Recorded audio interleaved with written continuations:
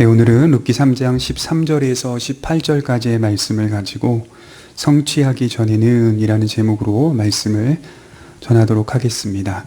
흔히 세상에서 결혼은 단순히 사랑하는 사람과의 결실로 정의합니다. 한 남자와 한 여자가 서로 사랑하여 결실을 맺는 것, 그 이상도 그 이하도 아닙니다. 단지 너와 내가 마음이 맞아 결혼을 하는 것이라고 사람들은 생각합니다. 그러나 성경이 말하는 결혼은 언약의 의미가 담겨 있습니다. 하나님께서 아브라함에게 세우신 그 언약이 결혼을 통하여 더욱 깊어지고 풍성해지는 것을 의미합니다. 하나님의 언약이 나라는 개인에게만이 아닌 내 아내, 내 자녀들에게까지 이어지는 것을 의미합니다. 여기에는 우리가 그 언약을 지켜가야 하는 의무와 책임이라는 교훈이 있고, 동시에 결혼을 통하여 하나님의 은혜를 더욱 풍성하게 경험한다는 의미도 있습니다. 단순히 한 남자와 한 여자의 결혼이 아닌 죄인을 부르시고 찾아오셔서 언약을 맺으시고 구원하시며 그들을 통하여 거룩한 가정을 세우시고 그 언약의 말씀들을 영원히 이어가시는 하나님의 은혜가 있다는 것을 배우게 되고 깨닫게 되는 것입니다. 장례는 성경에서 지극히 개인적인 것으로 기록하고 있으며 믿는 자들의 죽음은 통과하는 것으로 가르치고 있기 때문에 기준이나 원칙은 없습니다. 그저 우리 모두가 만들어내는 하나의 형식이고 문화이며 전통입니다. 영국과 스코틀랜드의 기독교적 장례를 보게 되면 굉장히 짧고 소박합니다. 마치 지나가듯이 장례를 진행합니다. 그리고 장례 가운데 그 사람에 대한 이야기를 일절하지 않습니다. 예수 그리스도의 구원과 부활을 이야기합니다. 그 안에 담긴 위로와 사랑을 전합니다. 그러나 결혼은 성경이 명백하게 신학적 기준과 의미를 제공하고 있기 때문에 인생 가운데 가장 큰 공적 예식이라고 볼 수 있습니다. 그래서 기독교인들은 결혼식이라고 하지 않고 결혼 예배라고 부릅니다. 우리가 드리는 오늘 예배와 결혼식장에서 드리는 결혼 예배와는 크게 다를 바가 없습니다. 거기에는 하나님의 신실한 언약과 그 언약이 오늘 한 가정을 통해 더욱 깊고 풍성하게 이어진다는 것을 담아내고 있습니다. 서두에 이런 말씀을 드리는 이유는 룻과 보아스와의 관계를 단순히 한 젊은 여자가 나이든 한 남자를 사랑한 것으로만 볼 수 없다는 겁니다.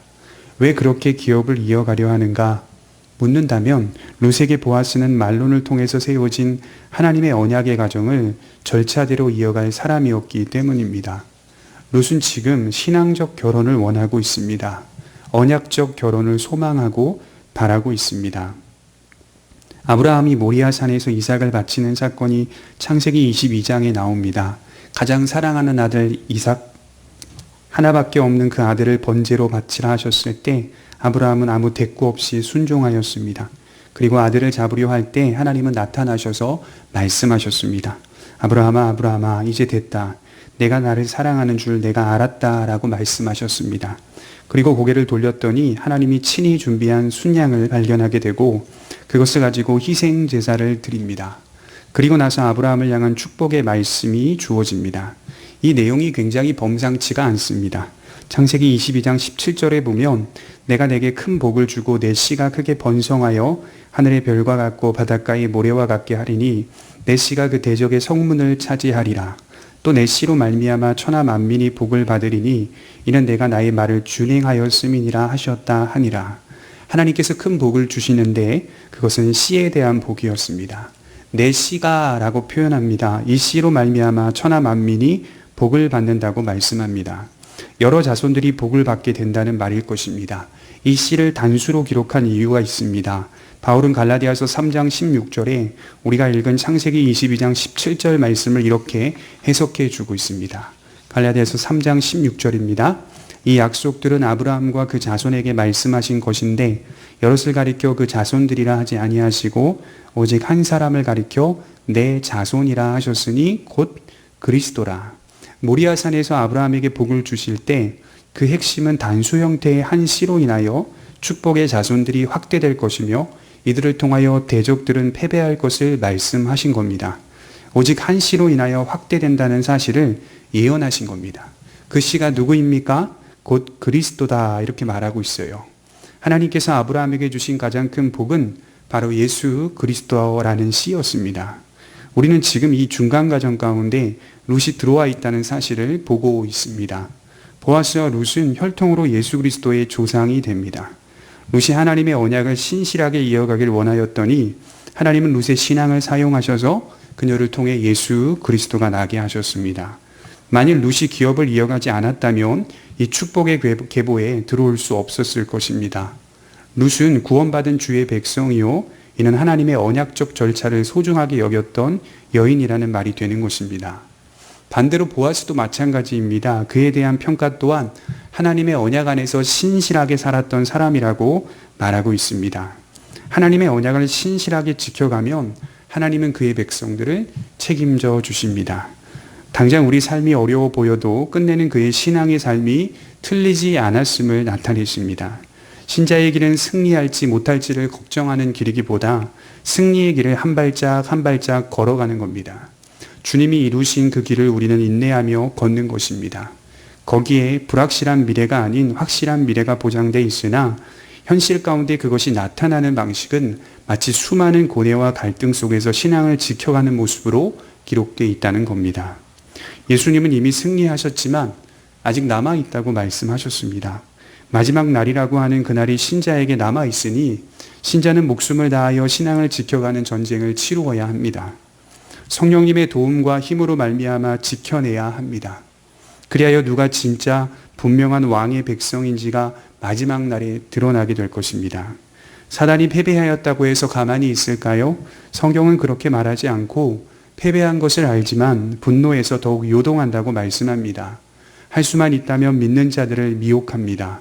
이런 과정을 우리는 반드시 살아내야 합니다.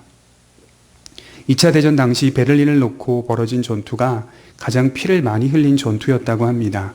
이미 전세는 기울어졌습니다. 연합군은 수많은 물적 자원들을 동원하여 히틀러와 그를 따르는 적군들을 공격합니다. 그들은 이미 패배한 것입니다. 그러나 그들은 항복하지 않고 끝까지 저항했습니다. 패배하였으나 저항했습니다. 그리고 연합군은 승리했습니다. 세상은 이와 같은 모습으로 서 있다는 말입니다. 우리는 날마다 스스로의 믿음을 견고하게 해야 합니다. 왜냐하면 주님의 말씀처럼 수많은 저항들을 곳곳에서 만나게 되기 때문입니다. 그런 저항 앞에 우리의 연약한 믿음이 자주 드러나기보다 그런 저항들을 맞으며 우리의 믿음이 더욱 성장해 가야 합니다. 물론 우리의 연약함들도 하나님께서 우리의 믿음을 굳세게 하시는 통로로 사용하시기도 합니다. 그러나 할 수만 있다면 굳센 믿음이 있어야 합니다. 룻이 보아스를 남편으로 맞이하는 이러한 행동들은 그의 굳센 믿음을 잘 드러내주는 하나의 모습이라고 말할 수 있습니다. 우리 13절을 한번 보실까요? 이 밤에 여기서 머무르라. 아침에 그가 기업 물을 자의 책임을 내게 이행하려 하면 좋으니 그가 그 기업 물을 자의 책임을 행할 것이니라. 만일 그가 기업 물을 자의 책임을 내게 이행하기를 기뻐하지 아니하면 여호와께서 살아계심을 두고 맹세하노니 내가 기업 물을 자의 책임을 내게 이행하리라. 아침까지 누워 있을지니라. 룻이 새벽까지 그의 발치에 누웠다가 사람이 서로 알아보기 어려울 때에 일어났으니 보아스가 말하기를 여인이 타작마당에 들어온 것을 사람이 알지 못하여야 할 것이라 하였습니다. 룻은 지금 모두가 잠든 밤중에 은밀히 보아스 곁에 찾아갑니다. 그리고 아름다운 모습으로 보아스 발치에 누웠습니다. 룻을 발견한 보아스는 룻의 청혼을 듣게 됩니다. 그때 보아스는 기업을 물으는 말씀의 법은 절차가 있다는 사실을 이야기해 줍니다. 만일 자신에게 그 권리가 돌아온다면 여호와께서 살아계심을 두고 맹세하노니 꼭 이행할 것을 약속합니다. 저는 이 모습을 보면서 보아스는 사욕을 채우는 사람이 아니었다는 것을 말씀드립니다. 혹여나 룻의 아름다운 모습 때문에 정신을 잃고 부도덕한 행동을 취할 수도 있었습니다. 아름다운 여성을 보면 남자들은 허세를 보이기 쉽습니다. 지키지도 못할 약속들을 하고 허세를 부리며 여성들의 마음을 삽니다. 그러나 보아스는 그런 사람이 아니었습니다. 자신의 사욕을 채우지 않고 말씀의 법대로 지켜나가려고 애를 쓰고 있습니다. 사욕이 우선이 아니라 하나님의 법이 우선이라는 사실을 기억하는 성도들이 되시길 바랍니다. 하나님의 법이 우선이 되려면 우리 모두가 말씀에 대한 해박한 지식이 있어야 합니다. 나아가 해박한 지식만을 갖는 사람이 아니라 철저히 순종하는 사람들이 되셔야 합니다. 호세아서 6장 3절에 보면 그러므로 우리가 여호와를 알자 힘써 여호와를 알자 그의 나타나심은 새벽빛같이 어김없나니 비와 같이 땅을 적시는 늦은 비와 같이 우리에게 임하시리라 하니라. 믿음 안에 해박한 말씀의 지식들이 채워지면 그 말씀을 올바로 이해하고 생각하며 적용할 수 있는 능력의 사람들이 되는 것입니다. 좌로나 우로나 치우치지 않는 이유가 무엇입니까?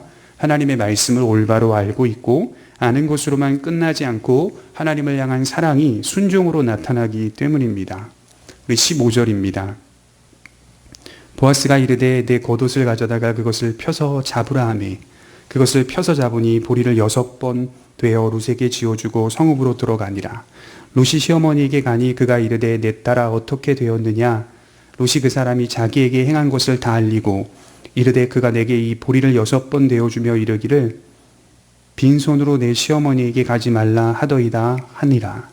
보아스는 룻에게 타작마당에 여인이 들어온 것을 누군가 알아선 안 되니 발견되지 않는 적당한 시간까지 곁에 누워 있으라고 말합니다.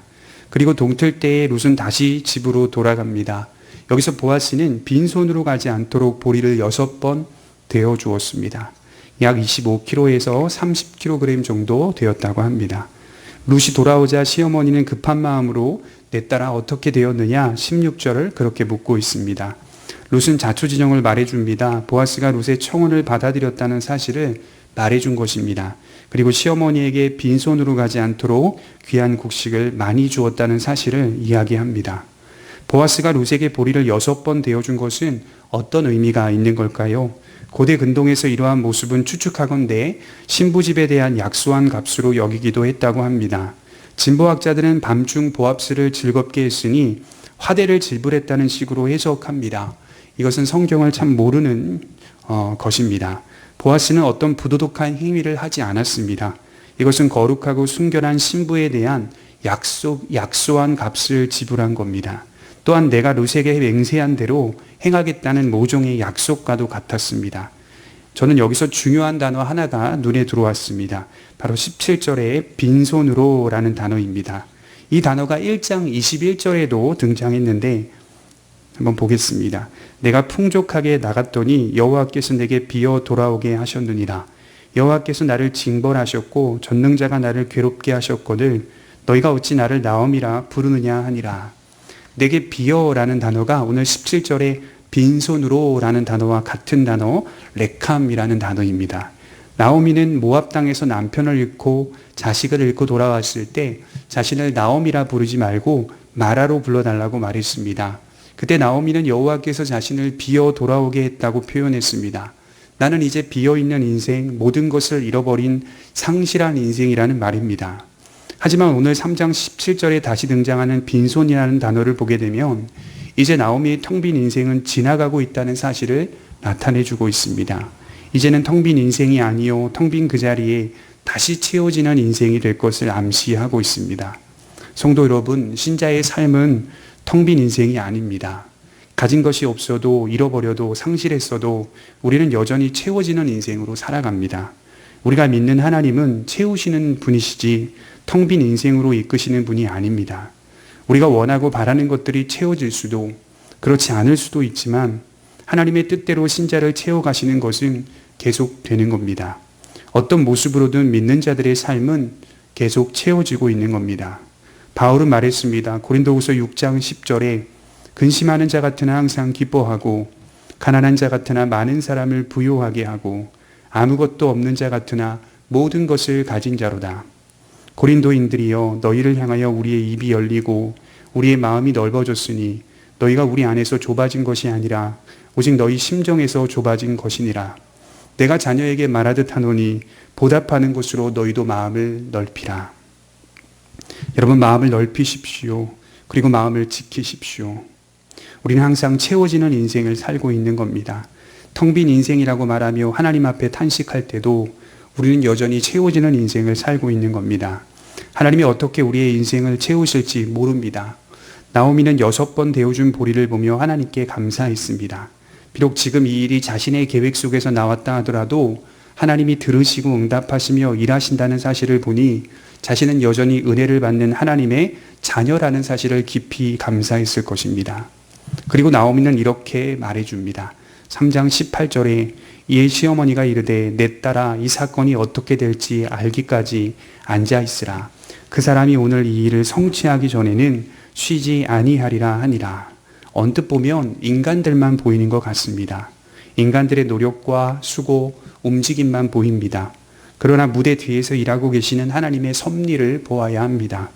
나오미는 그 섭리를 믿고 있었습니다. 그리고 이제 해줄 말은 이 사건이 어떻게 될지 알기까지 앉아 있으라. 그 사람이 오늘 이 일을 성취하기 전에는 쉬지 아니하리라. 이제 우리가 할 일은 믿고 인내하자, 기다리자, 가만히 앉아 있자.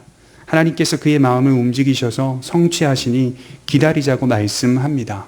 인간들의 노력, 수고, 움직임만 보이는 현실입니다. 그럼에도 불구하고 그것이 우리의 공로가 될 수 없는 것은 그 일을 이루시는 분은, 그 일을 성취하시는 분은 하나님이라는 사실이기 때문입니다. 이 사실을 놓쳐서는 안 됩니다. 우리가 믿음 안에서 분별하며 할 수 있는 일을 해야 합니다.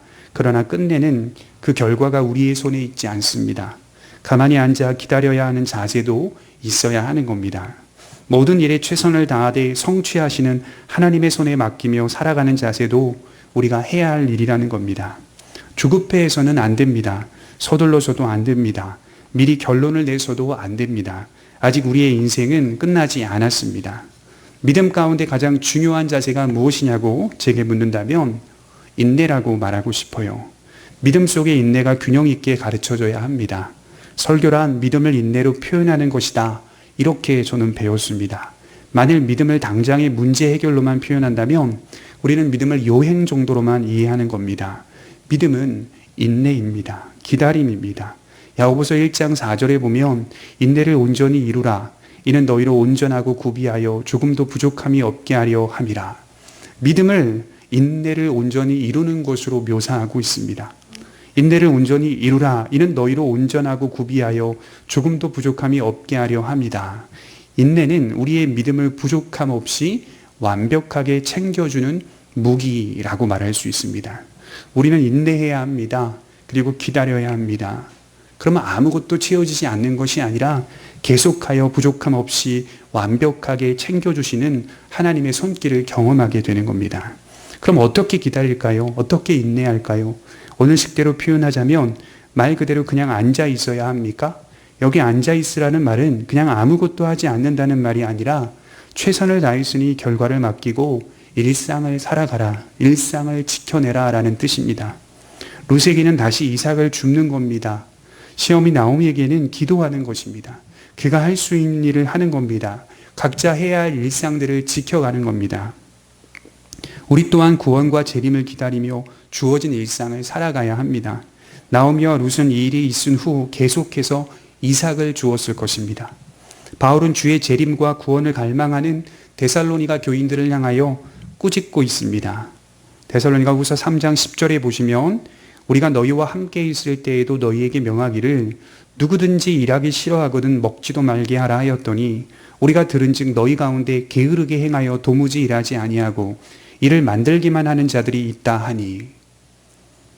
데살로니가 교인들 가운데 어떤 이들은 예수 그리스도의 재림과 구원을 바라며 도무지 일상을 지켜내지 않는 사람들이 있었다는 겁니다. 두 가지의 모습으로 나타났던 것 같아요. 첫째로는 게으른 신앙의 모습이 있었던 것 같고, 둘째로는 이를 만들기만 하는 자들로 나타났던 것 같습니다. 구원을 바라는 신자가 어떻게 일상을 간과할 수 있는가? 이렇게 바울은 호되게 지적하고 있습니다. 어떻게 현실을 회피할 수 있는가? 신자의 인내와 신자의 믿음은 아기 분유를 타 먹이는 것, 청소를 하는 것, 밥을 차리는 것, 직장을 다니는 것, 가족들과 대화를 하는 것, 그리고 이 모든 것을 지지하는 예배를 드리는 것을 의미합니다. 우리의 일상을 지켜나가는 것이 바로 성도의 자세입니다. 지금 겪고 있는 이번 사태 속에서도 뒤에서 일하시는 하나님의 숨은 손길이 있다고 저는 믿습니다. 하나님의 말씀에 충실한 삶을 살고 기다릴 때 그 일을 성취하시는 하나님을 보게 될 것입니다. 우리는 지금 마땅히 기도해야 할 때입니다. 우리는 지금 마땅히 주님을 의지해야 할 때입니다. 어떤 분들은 정부를 의지하자라고 말하는 분들도 있지만 사실 그리스도인들은 정부를 의지하는 게 아닙니다. 협조할 뿐이고 우리가 의지할 분은 오직 하나님을 의지해야 하는 겁니다. 그리고 우리의 진정한 안식처, 피난처가 되시는 예수 그리스도를 깊이 생각해야 할 것입니다. 기도하도록 하겠습니다. 전능하신 하나님 아버지, 은혜와 사랑이 충만하신 하나님 아버지, 우리는 지금 어려운 시간들을 보내며 견디며 또 맞이하며 살고 있습니다. 위축되어진 우리의 마음을 살펴주시고 온갖 불안함과 두려움이 엄습해 올 때마다 우리의 반석 되신 예수 그리스도를 깊이 생각하는 고백교회 모든 성도들이 될 수 있도록 인도하여 주옵소서. 감사하며 예수님의 이름으로 기도하옵나이다. 아멘.